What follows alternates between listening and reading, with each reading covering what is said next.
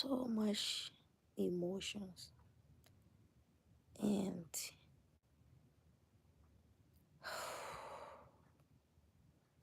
I'm just really, really grateful, really, really grateful to be alive. Because I know in my life, as far as I can remember, I have died so many times, and God came to my rescue. He kept me alive for this moment. And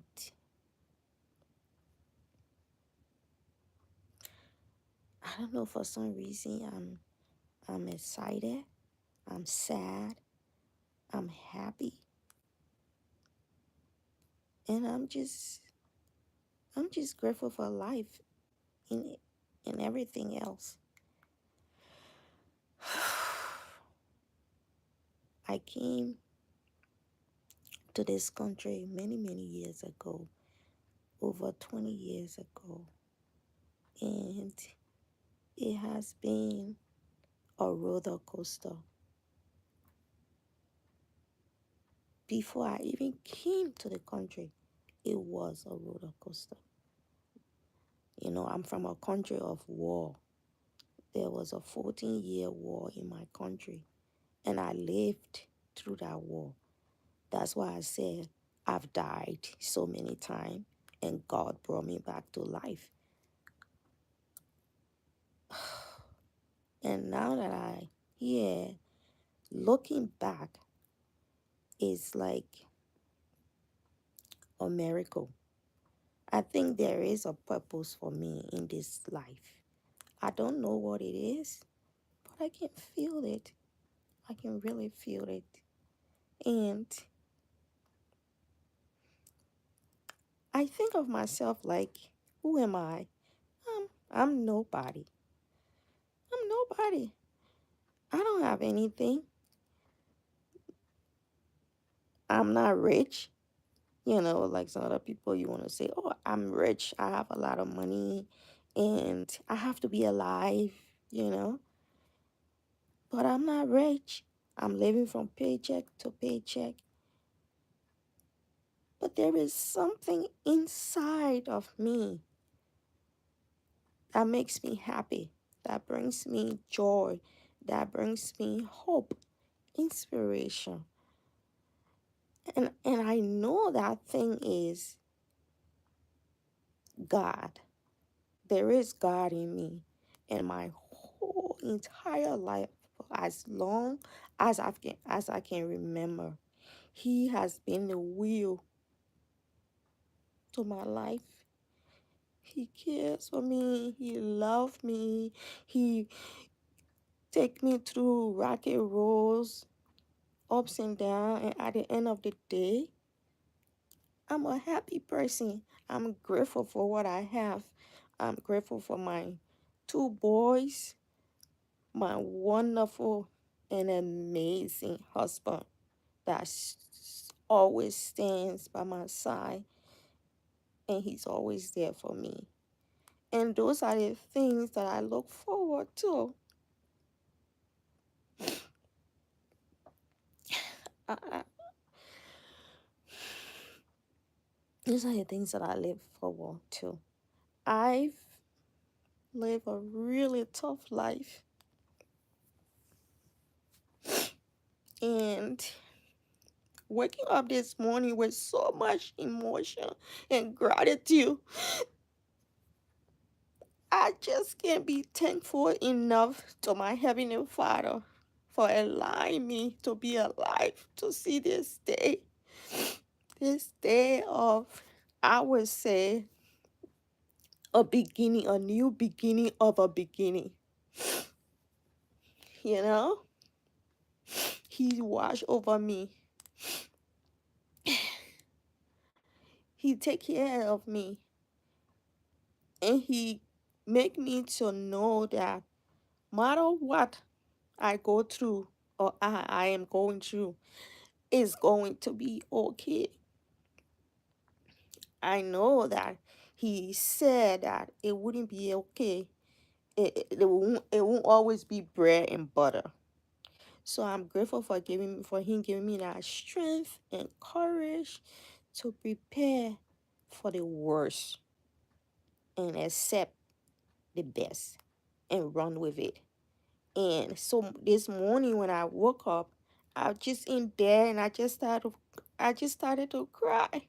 Just started to cry. And I started to think to myself, why am I crying? Why am I crying? I don't know why I'm crying. And I realized that I'm crying because I felt the love of God. I felt his spirit and I was overwhelmed. And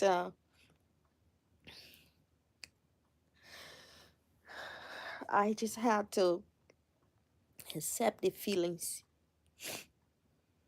20 years ago, over 20 years ago, when I came to this country, I came as a student to go to school, but it wasn't easy. It wasn't easy, it was tough. And during that time, my country was in a war back and forth, and I got my I-20 and everything, and it wasn't easy to even get a plane ticket to come to school. And my husband, he got a friend, and this friend also from Liberia too, but they didn't know each other when they were in Liberia. So my husband actually did a surf mission in Ghana, and that's where he got from Ghana. He came on his scholarship here, and then he fighting for me to come and join him. And when I got my I-20 and everything, there was no way he and I could afford plane ticket to come. And so he talked to one of his friends that he served, mission with, and this guy is like an angel. God sent angel to our family. He is a God sent angel. I will not call his name. Maybe later on I will call his name as I go by, because I'm deciding on just telling my story. That's what I want to do. I'm gonna ask for his permission, and then I will call his name because he's here with us in the States.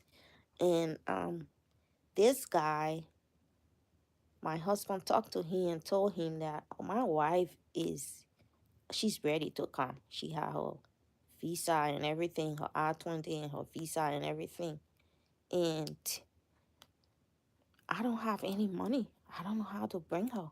I don't know what I'm gonna do. And so this friend went to his parents, and his parents asked him, what do you want for Christmas? His parent asked him, what do you want for Christmas present? And he told his parents, the only thing I want for Christmas present is for you guys to buy my friend's wife plane ticket so she can come to school, come and join him. He did that. He didn't have to do it, but because the Spirit was with him, because he's a good, God-fearing person, and because God wanted this to happen, God wanted me to come. Because if I didn't come, maybe I could have died in Africa, because it was horrible. It was horrible. So God touched his heart, and he told his parents, the only thing I want, just have my friend wife come to join him and buy her plane ticket. That's what he said he wanted for Christmas. And I owe him. I owe him big time.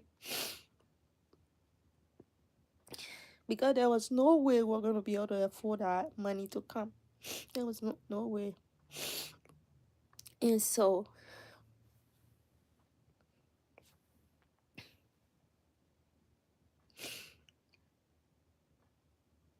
my plane ticket was bought, and I came to the States on first class. I've never got in a plane before. I was so scared. I was so scared till I lost 10 pounds in 24 hours. I couldn't go to the bathroom. I couldn't eat. I couldn't do anything. I was just sitting in a plane, so scared. Country gear. And I had two stop. One stop to Ghana and one stop to Ghana. I think I had three stops. One stop to Nigeria, one stop to Ghana, and one stop to London. And before I came through LA, and then yeah, so that was Nigeria, Ghana, LA, London, LA, and then Hawaii. Yes, so it was like three stop before I went to Hawaii, make it four stop. Yeah. So that's it took me almost 2 days because of the stops and things we were making to pick up passenger. But I was in first class.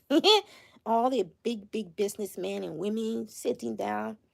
And let me end this story here, then I will continue another time. So this part of the story, part one of the story, ends when I got to London, and the officers there, the lady there, immigration there, asked me, where are you going? I said, I'm going to Hawaii. I didn't even know what Hawaii was, what it is at that time. And she said, whoa, you came long ways. I'm like, yeah, and I'm scared like hell. I don't want to get in that plane again. And every time I'm going in a plane, I would say, oh, Heavenly Father, please, please, you know, take me safely from hell. I was like, oh God, I'm going through hell again. And it wasn't a fun trip for me because I was scared. And I landed in Hawaii. You would not believe this. When I landed at the airport in Hawaii and my husband picked me up, we drove from Honolulu to Laie. I thought that we were going back to Africa because the green forest, everything just looked, like Africa, like when I was in Liberia, because Laie is a small island, and it's just like my little small tiny city that I came from. That's how Laie is. So I was like, well, are we going back to Liberia? And my husband started to laugh. He was like, no, this is just a small island, and from Honolulu to Laie is like two lanes, one lane going and one lane coming.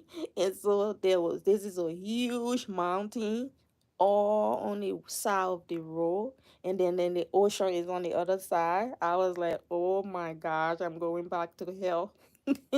So yes, I want to end this is the part one, and I will continue with the part two tomorrow, if I feel up to it. But today I wanted to do just to go ahead and just, now I'm feeling better that I spoke out, let it out, because I was just filled with so much emotion this morning when I woke up, and I had to talk to somebody, and so I decided to go live.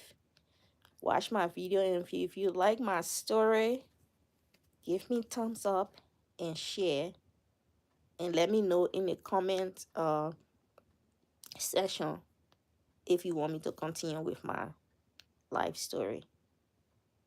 Thank you, and bye. Thanks for watching, and bye.